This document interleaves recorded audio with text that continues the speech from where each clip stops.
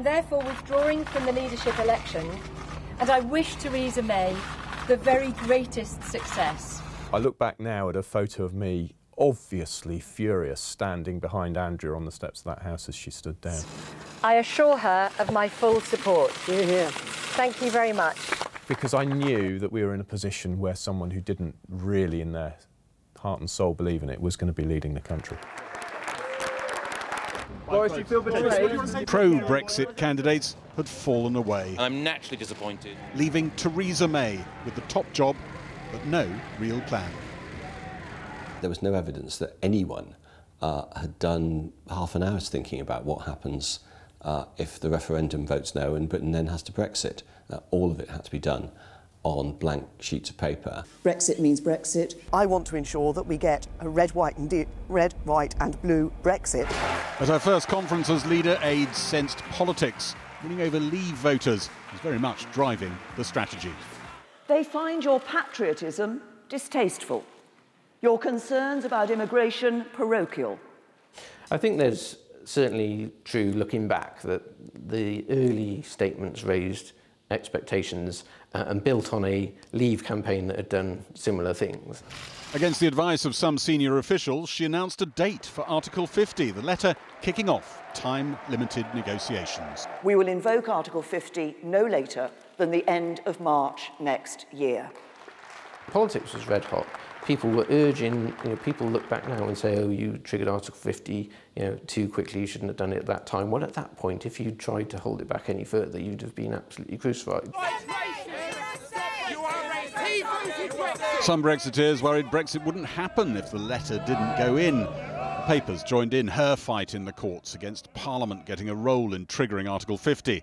The tone was still shrill, and Theresa May was still trying to knock on individual EU leaders' doors, as one key negotiator recalls.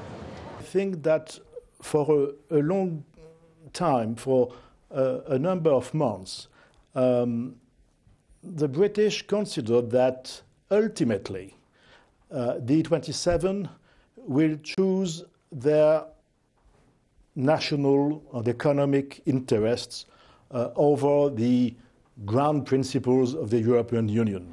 But in a speech at Lancaster House at the beginning of last year, Theresa May showed something substantial was changing in her approach. Whether that means we must reach a completely new customs agreement, become an associate member of the customs union in some way, or remain a signatory to some elements of it, I hold no preconceived position. The language about the customs union in the Lancaster House speech is far, far more nuanced than people now give it credit for. And it didn't explicitly say we will be coming out of a customs union. Old allies of Theresa May, like her then deputy, suggest this was the moment the plan shifted. That was the moment when the policy and the politics came together, and that was the text from which everything was meant to flow. That was the big speech. From the moment the Article 50 letter was handed over, a 2-year deadline kicked in. So here it is, 6 pages. The clock is ticking. Some British politicians, I think it was a position expressed by Mr. Davis himself, thought that 1 year was absolutely sufficient to negotiate the withdrawal agreement and the agreement on the status for the future of UK. This was a very poor analysis. The European Commission's negotiating stance has hardened. Threats against Britain have been issued by European politicians and officials. All of these acts have been deliberately timed to affect the result of the general election. Theresa May deliberately struck a strident anti-EU tone in the snap election, she called. A tabloid backing group joined in. It got many pro-Brexit voters on side, but it drove away many pro-Remain ones. Until that point, actually, I think she sort of managed to walk the sort of the wire quite well in terms of keeping people on side. But I think that was one of the key moments when suddenly she became a divisive Brexiteer as opposed to a Prime Minister trying to bring the country together. To be honest, I'm concerned. Time passes quickly. A soft-focus EU video explains how much of the talks was about citizens' rights, Britain paying up for spending committed to while a member. But as the clock ticked, Britain, in a hurry, accepted Michel Barnier's insistence that there must be a pledge in treaty law that there will be no hard border between Ireland and Northern Ireland. It would be one of the most decisive moments in the talks. Just after the election, Theresa May made the self-proclaimed rebel commander of the European Research Group pro-Brexit MPs a minister. I'm probably not the most risk-averse member of Parliament, but that's he now thinks he was camouflaged for a soft Brexit and that the Irish backstop was a means to make sure Britain hugged Europe close. This is something being planted in the Article 50 work, which bleeds into the future relationship and somehow now seems to have smothered and entangled it. Was it a plot?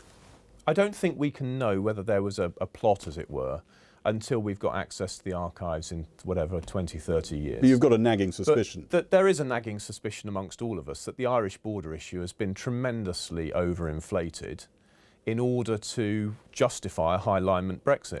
Theresa May stands alone outside the EU summit meeting room in Salzburg. Soon after the setbacks here, though, she got the EU to flip round and allow her the UK-wide customs arrangement Michel Barnier had said she couldn't have. And the UK wants to use Ireland as a kind of test case for the future EU-UK custom relations. This will not happen. We agreed to create an EU-UK single customs territory. Maybe time pressures had got to them too. A deal was struck, with the direction of travel as close to Europe's institutions as ending freedom of movement would allow. The British people want this to be settled. Aide says she always wanted the closest deal possible that ended freedom of movement.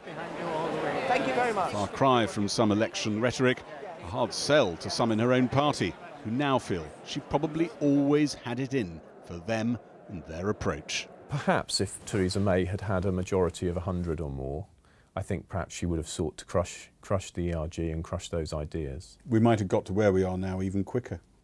Well, we might have done, yeah, it's conceivable. I certainly wouldn't use words like crush them, but it was about getting some flexibility, because Brexit is divisive. It's divisive in the party, it's divisive in the country. She could have outvoted them. So you needed them. some flexibility. Now, what to use it for? Well, that depends how the negotiation goes. But it was the flexibility was the key thing. It was to get round the hardcore like him. Well, I think it was to definitely make sure there was a plurality of voices in the party. It's not quite how it was sold at the time. It's not how it was sold at the time, but then I might not have sold it in the way it was.